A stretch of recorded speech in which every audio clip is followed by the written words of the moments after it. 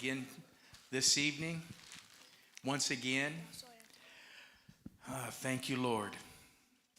Father, I just thank you right now as we bring your message here, that Holy Spirit, that you'd open our eyes and our hearts, that we would begin to receive the revelation of who we are in Christ, that we would be like a sponge and we would absorb the love of God for us, that we identify with the love of God and who he says we are.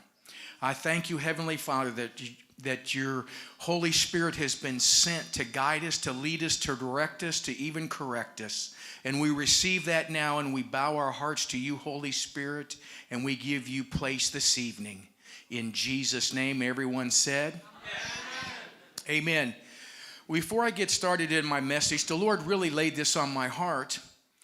And in the times that we're living in, it seems like that we know it's the same Spirit of God, but if you've been listening to the different speakers, it seems we have the same theme. It's the Holy Spirit, but it's dealing with either our identification, and it's also dealing with the love of God.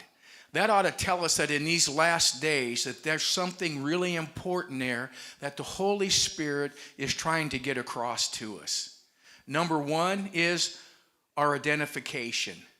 That we have the right identification in who we are, and we identify with who God says we are, and we identify through his love. Amen? The next thing is that we walk empowered by the Holy Spirit. That seems to be very important right now, that we walking in knowing the love of God and walking in our identity and empowered by the Holy Spirit. And we know time is short. You can look all around, look on the news. You can hear everything that's going on. And you know that we're in the last days. But beloved, we're in the very last of last days. And when I was sitting here tonight, this is what I began to see. We all know about the wedding feast that Jesus went to, where he performed his first miracle in Galilee, in Cana. But here's what the Lord showed me about the wedding feast.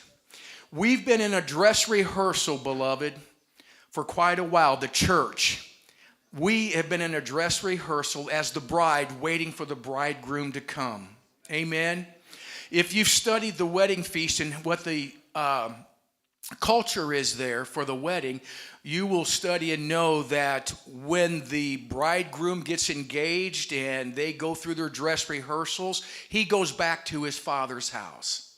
And when he goes back to his father's house, he begins to build a room, or a place for him and his bride when they get married to come back to live to. So what happens is that this goes on for a period of time.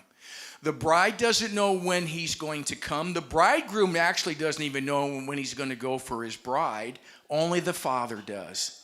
And the father keeps an eye on the construction and the preparation of the home for the bridegroom and his bride.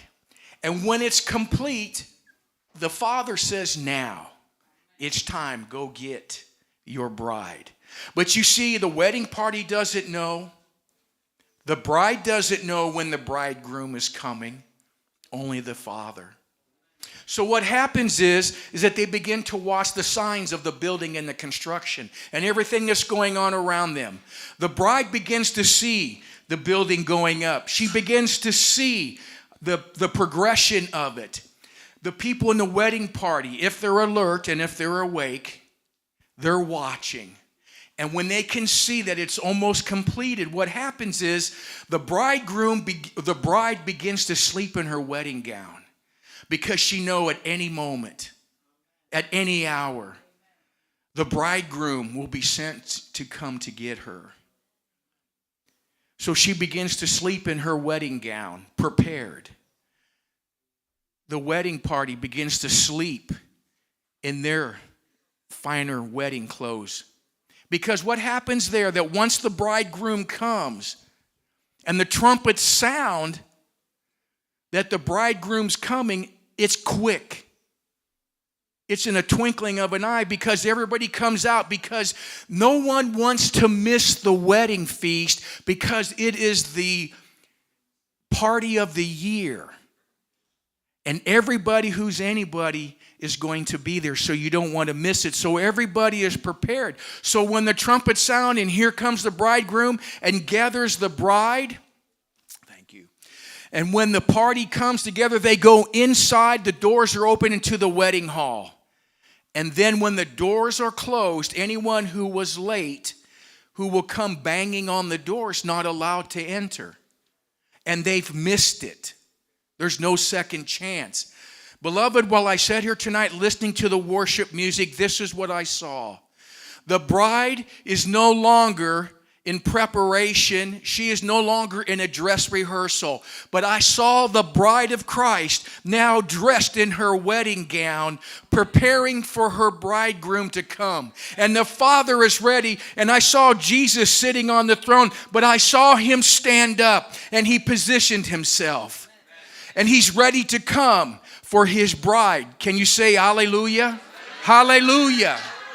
Glory to God. So I believe that this conference, what it's doing is it's preparing the church. It's preparing the bride to be ready, to be dressed, to be positioned. The harvest is ripe and the sickle has been placed out there to bring in souls. Beloved, it's no longer about us. It's no more about what God can do for us, because he's already done it all 2,000 years ago on the cross, beloved. We're no longer a church living out of our need, but now we're a church that's living out of what the Lord wants us to do. Our needs have been met. Yes, they're still important. And now we live out of the desires of our heart, because anything that we desire for ourselves from God, it ought to be simply this: not to store up and build up for ourselves, but to use to go out and to bring in souls and to bring the harvest in. Amen. So my message tonight, beloved, is who am I? And that's a question I think almost everybody asks themselves. Who really am I? What do I stand for? What is my identity? And beloved, we can see right now the world is really struggling for its identity. The world is upside down. Nobody really knows who they are.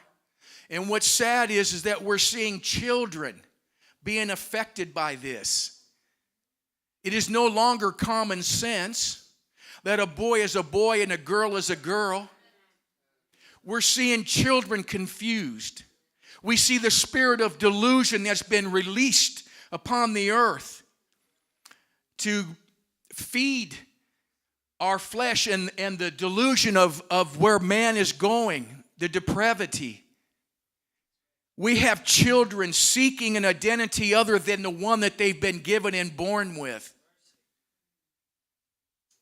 The devil is all too quick to give us his identity, because if we don't identify who we are in Christ and with God, beloved, we're a powerless church. We have no power. We play church. We look like church, but we don't act like, talk like our Heavenly Father, who we were created in his image. It's his identity that we're to represent. So it's so important that Jesus is ready to come back. But when he comes back, will he find a bride spotless and radiant and ready? It says in one translation, it says, when Jesus comes back, will he really truly find faith in the earth? Are we walking by faith? Are we walking by fear? Are we walking by doubt? Are we walking by insecurity? Are we walking by what someone else says that we are? It's not how we draw our identity by a lot of times, but how we look or how somebody perceives us.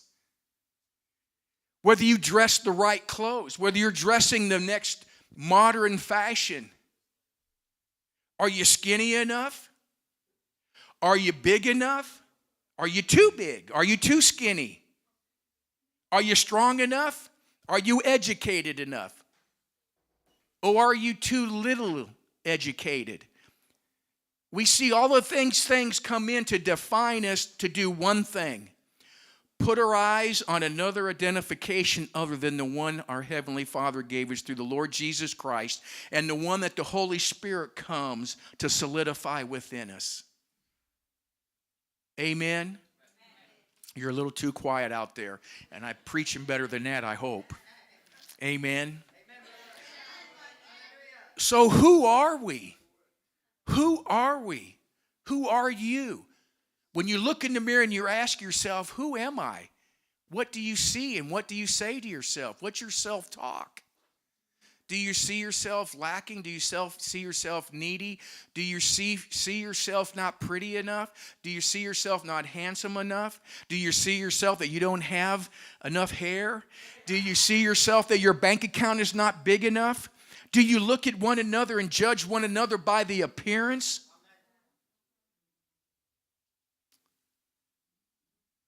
Are you judged by others in that same way, and how does that make you feel?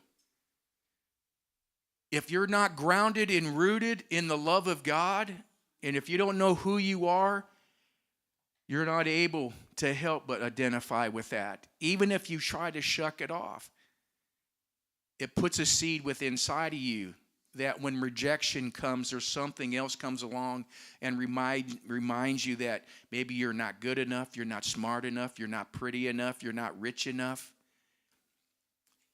you cannot help but go and grab hold of that and embrace it and accept that as your identity. Because we live in a society that is all too willing to place their identity on us, and the devil's right there to reinforce it. And the thing right now is that God says it's time for you to stand up and take my identity.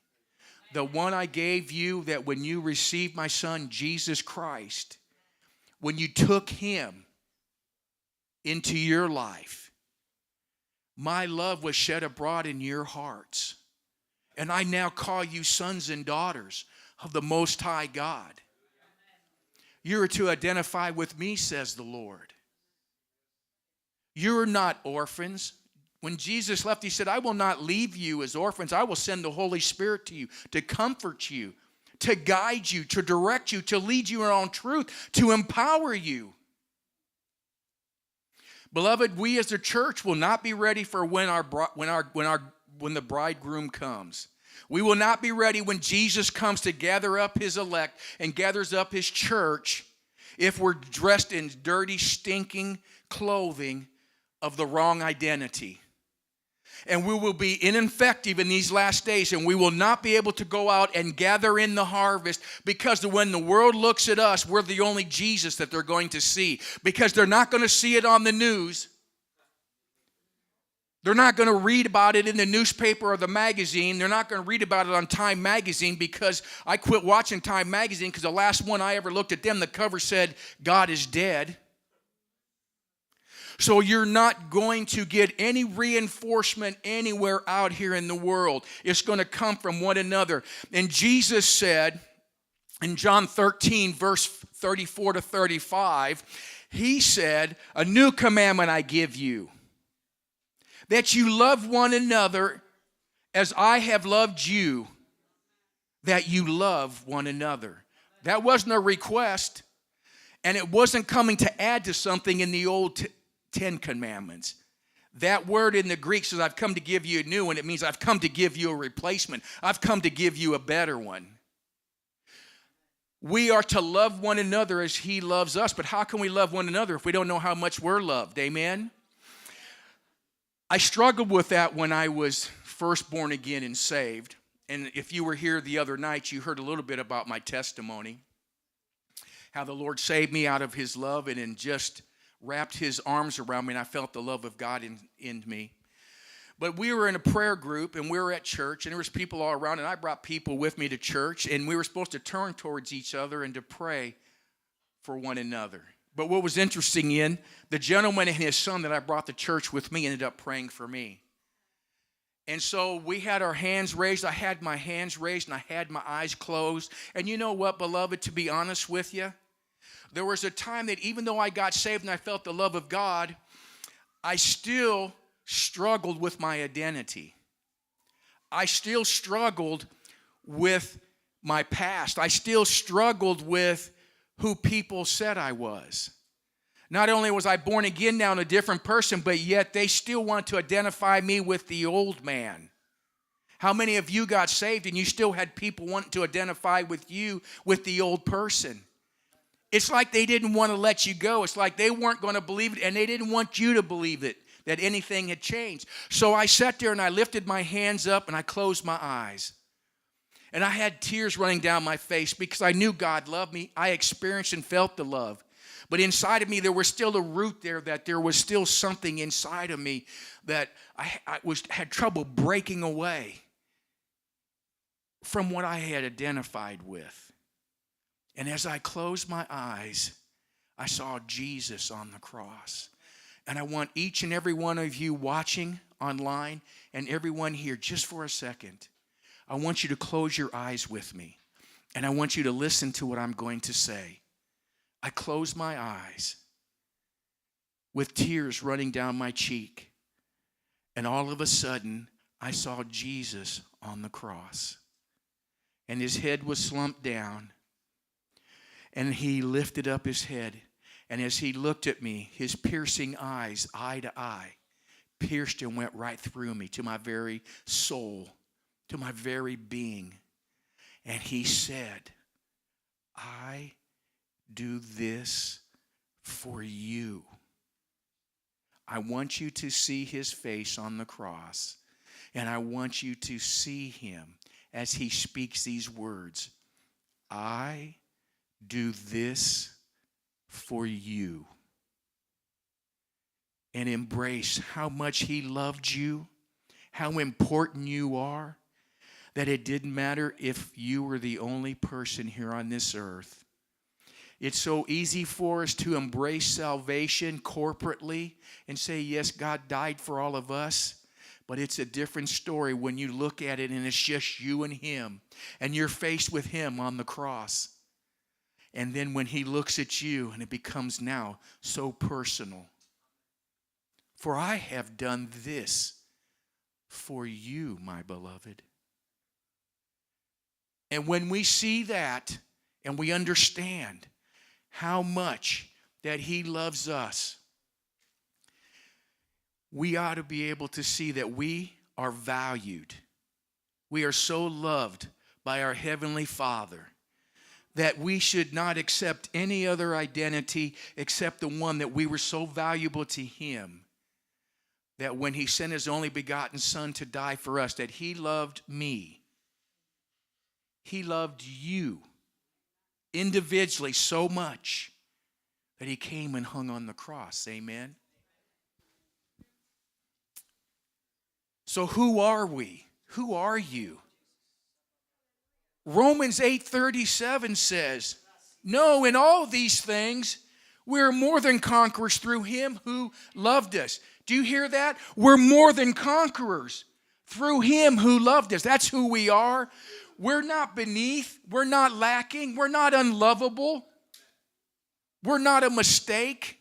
Some of us have felt like we've been a mistake. We were born No, beloved, you're not a mistake. You were born with a purpose. You were born with a future, and God has a plan for you. He means to do you good. He means to bless you. He means to do you well because he has a future and a hope for you. Amen? So what are all of these things that we're more than conquerors over? If you go look at that in Romans 8:37, but if you back up to 8:35, it says, who shall separate us from the love of God? Who shall separate us? Tribulations, distress, persecutions, famines, nakedness, peril, the sword. What my neighbor says, what my boss says, what somebody in my family says, what the devil says. Is that going to separate us from the love of God? Absolutely not. Thank you, Lord. The world and the devil will always try to define us to who he wants us to be. If we're willing to adopt that, but how can we once we've personalized what we just seen on the cross that Jesus did for each and every one of us? The enemy of your soul will tell you that you're not a new creation, that you're not a new creature, that you've messed up, that your mistakes and your problems make you inadequate to be a new creation, a new creature in Christ. He'll remind you of all your shortcomings. He would tell you you're not worthy of God's love, or anyone else's, actually. He'll tell you that you're unlovable. How many of you have had struggled and heard that? Amen. But from today, I declare that you will no longer struggle with that, because the Holy Spirit will come and burn that truth within your heart. You people watching out there, the brothers and sisters in here, you will no longer struggle with who you are. That you are the beloved of the Most High God, and the Holy Spirit will reveal that truth to you and will burn it into your heart, so there will be no place for the devil to come and take and steal that from you. For the Holy Spirit will come and bear witness with that to you, to your soul and to your spirit. He will empower you to walk in that love of God. And it will become a revelation. It will become a reality. It will not just become head knowledge, but it will become a part of you. And you will know that you know that you know that you know that you know that you know that you are the loved of God. Hallelujah. That you are sons and daughters. You've been empowered for great things. You've not been just been brought into this world to sit on the sidelines, to watch Pastor Gordon do it, to watch Sister Zobeda or myself or anybody else to do it. We have nothing over you. God's no respecter of persons. Amen. The only difference is now what you know, you put it to action by your faith, and you step out and you do it because you have a destiny to fulfill. You have a plan and purpose, and there's only people out there that only you are able to touch. There's people out there only that you can come and bring the love of God to, that the rest of us may not have any access to. And the devil knows that, and if he can stop that, he can prevent you from going and grabbing hold and snatching these brothers and sisters to be out of the fire of hell. And the only thing that should end up in hell is the devil himself. And I don't have any problem telling the devil to go straight to hell when he comes in and starts messing with me and my family. Amen. Hallelujah. It's important to know who we are in Christ so that we can start living our life that God intended for us, that we can start living our life to fulfill the destiny. We live life with a purpose. Sometimes we go out there floundering because we don't know who we are. We don't know what we're actually living for. We're still looking to be fulfilled. We're still looking, what am I supposed to do? But when we know who we are in Christ, we will live out the destiny that God's called us to, and we will live it for purpose. And what's our purpose? Our purpose is to be an imitator of God. It's to go out now and grab people out of the darkness of the corners of everywhere they are and bring them into the marvelous light of our Heavenly Father, and to be the example of His love towards them. Amen. My wife said that when the youngest our boy died, she said, Satan, I'm going to take every young person out of your jaws that I can and bring them into the kingdom of God. And she has done so. I had a close friend many, many years ago that when I was saved, we talked about God, but I was a little bit embarrassed to ask him if he knew God and if he wanted to receive God. I felt comfortable about telling him about God, and he said, yes, I agree. But I never took it a step farther and said, has he been made Lord of your life? And a few days later, he was killed in a motorcycle accident. Beloved, that haunted me for a long time, until finally the Lord gave me peace and spoke to me about the situation. I would weep. And I assure you now, beloved, that if there are people that you know that if they were not here tomorrow and they were going to hell and you didn't say anything, it's okay to be rejected. They rejected Jesus. Amen. They reject the Heavenly Father who has sent His love, the manifested love of God through the Lord Jesus Christ, who now bears witness with our spirit through the Holy Spirit.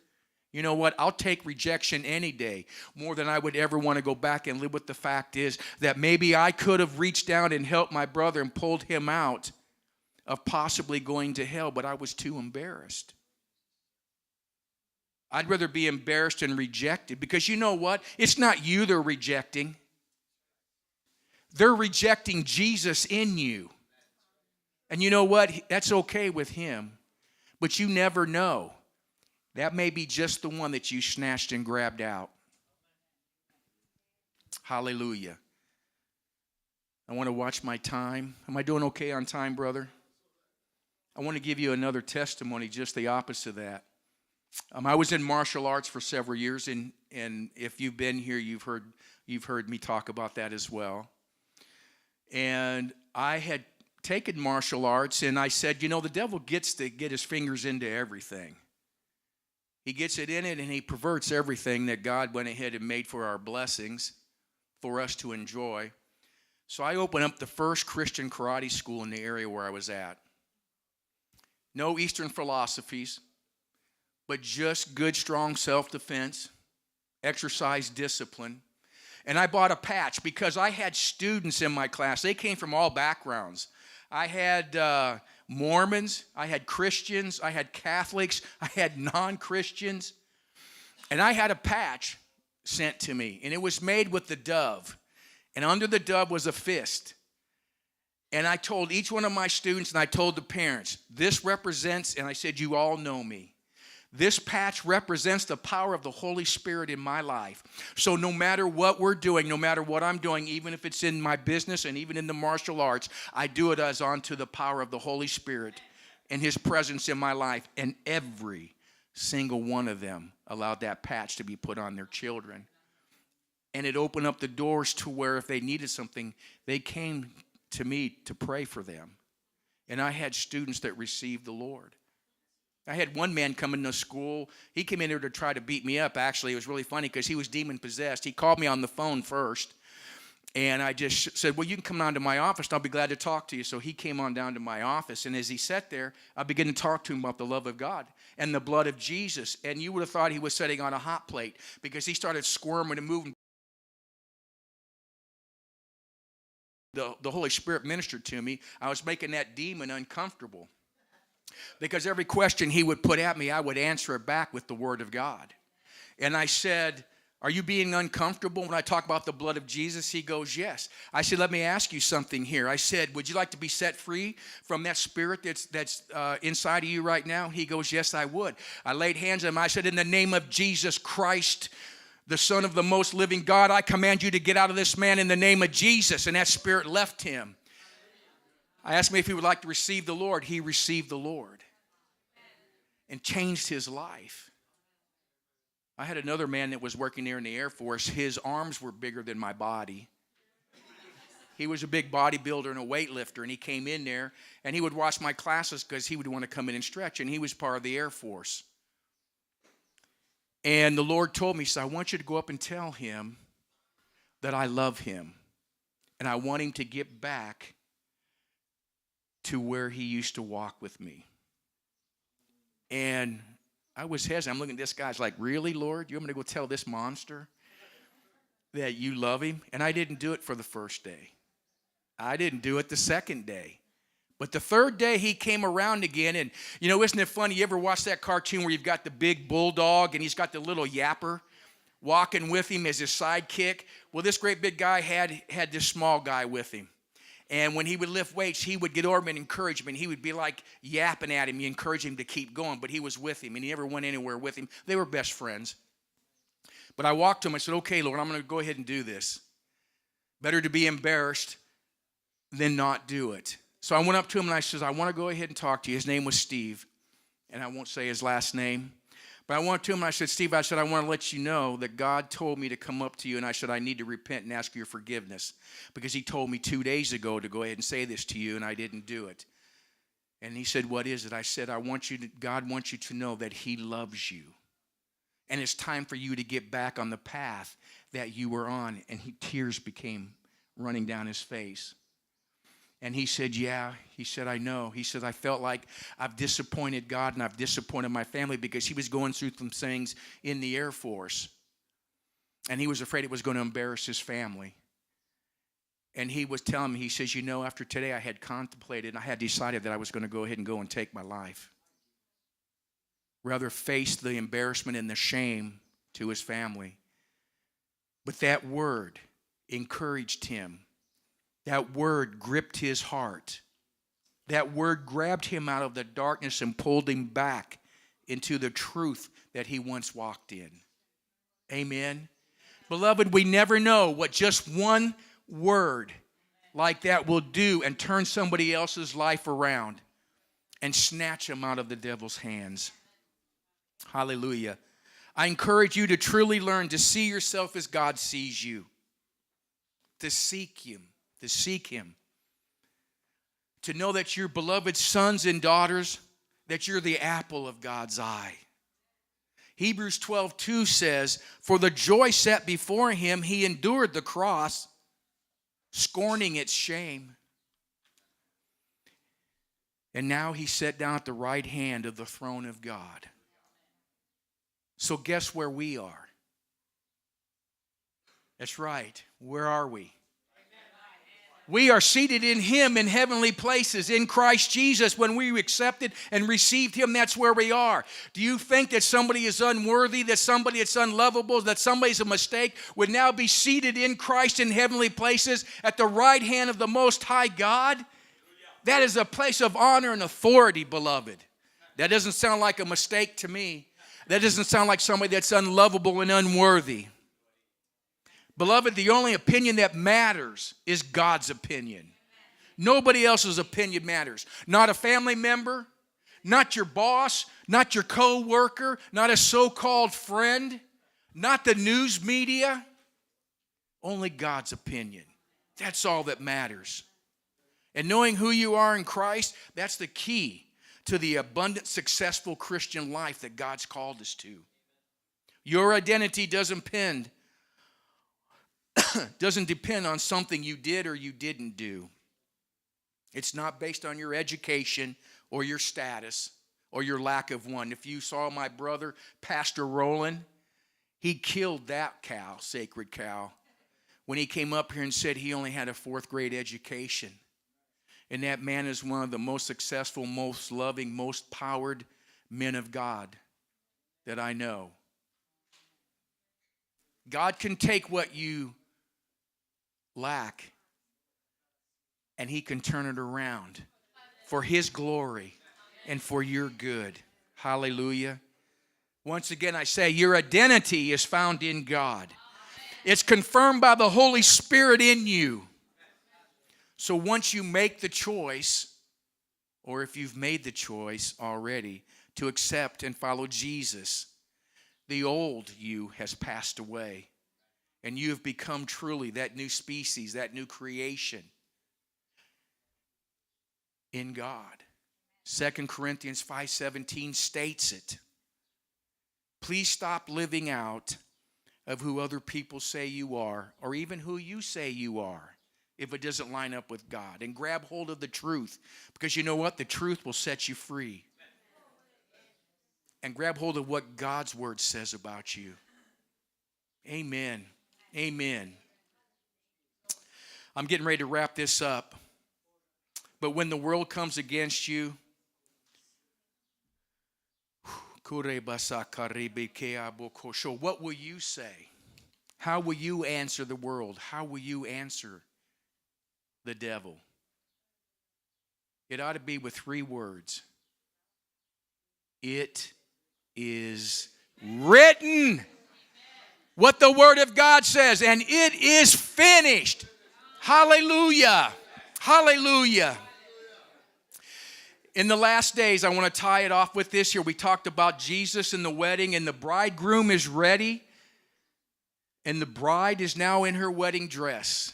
I spoke to the Lord here, been a few years ago, and I said, Lord, time seems like that it has accelerated.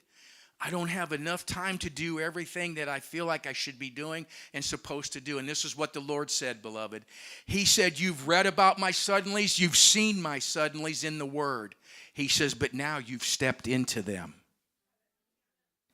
We've stepped into the suddenlies of God, beloved. And this is what he said. What used to take you a year to accomplish will now take 1 month. What would take you 1 month will now take 1 week. And 1 week will take 1 day. And 1 day will take 1 hour. Now, he told us that a couple of years ago. I want to tell you what he recently told me. He recently said now what used to go ahead and be accelerated, what used to take years, now will be done in weeks. Because the time is short. And I saw an hourglass. And in that hourglass it was full. And if you've seen the sand trickling down, it seems to go slow. But when the hourglass gets down at the bottom, it's as though it speeds up. And that sand just falls so fast and so quick. And it comes to the end of itself. The Lord told me, he said, there's not enough time to miss me now. It used to be that you had the luxury of time. Now notice he used that word. You used to have the luxury of time. It used to be if you missed me here, you could come all the way back around again and have an opportunity. Time is not there now. If we miss the plan and purpose of God and miss our destiny, beloved, there's not enough time for it to come back around for us to have a second chance. His time is accelerated. The time is coming to an end. Today is the day that we start walking in the authority and the identity of the Lord Jesus Christ to fulfill our destiny and purpose for him and start living a purpose-driven life. And that is to go out and to get souls and to bring them into the kingdom of God. Amen. And I promise you, if that's what you are willing to do, he will bless you in every way on every occasion, that you will have more than enough, because it says, seek ye first the kingdom of God, and all of these other things will be added on to you. Amen. That he will bless you according to his riches and glory in Christ Jesus. You don't have to worry about all of that, because it's already been taken care of, and he will release it to you as you release your faith and you dare walk to fulfill his purpose and plan and destiny. Amen. Because you are in Christ Jesus, every one of these statements I'm about to say pertain to you. That you are loved. You are accepted. You are a child of God. You are the temple of the Holy Spirit. You are above and not beneath. You are the head and not the tail. You are overcomer, not overcome. You are the redeemed and the forgiven. You are a joint heir with Jesus Christ. Hallelujah. You are free from condemnation. You are blessed, going to be a blessing to a dying world in Jesus' name. Hallelujah.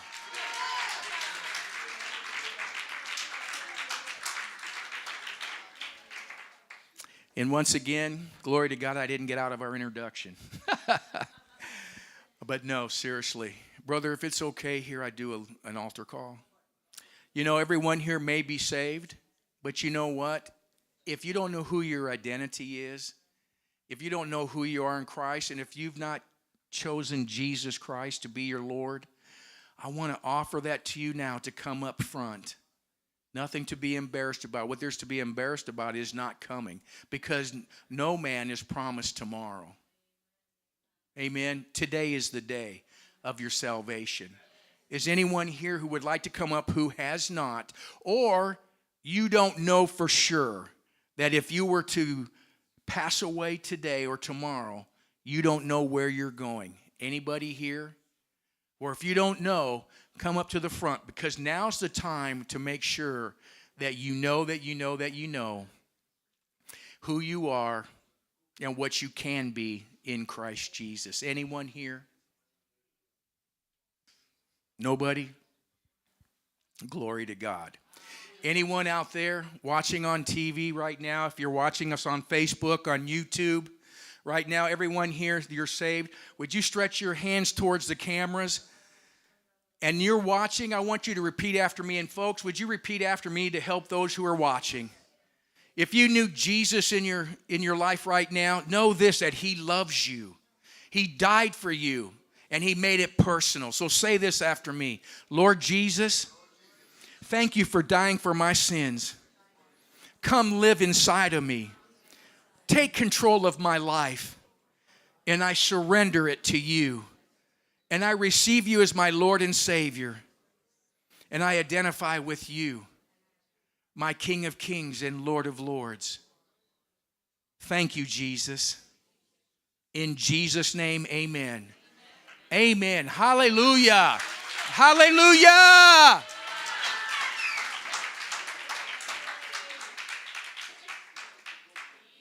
If anybody here is struggling with your identity in Christ, I hope that by the Holy Spirit you're empowered now to grab hold of the truth, because the truth will set you free.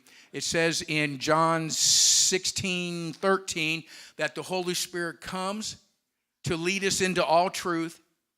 He will not speak of himself, but he will speak with the authority that he hears, and he will tell us things to come. I believe the Holy Spirit did that today. He told us of the things to come, to get ready. Our bridegroom is coming. He's told us that time is short. Amen. He's revealed the truth of who we really are in Christ, and that we're loved and not somebody that's unlovable. Amen. If anybody would like to come up, my wife and I will come, but we'll be in agreement with you to solidify what the Holy Spirit's doing and speaking to you right now. We don't want you to leave here today. Yes, would the worship team come up, and would you just start playing a little bit of music for us, please? Anyone here? Hallelujah. Hallelujah. Thank you, Jesus. And everybody on YouTube and Facebook right now, we want to go ahead and say goodbye and thank you.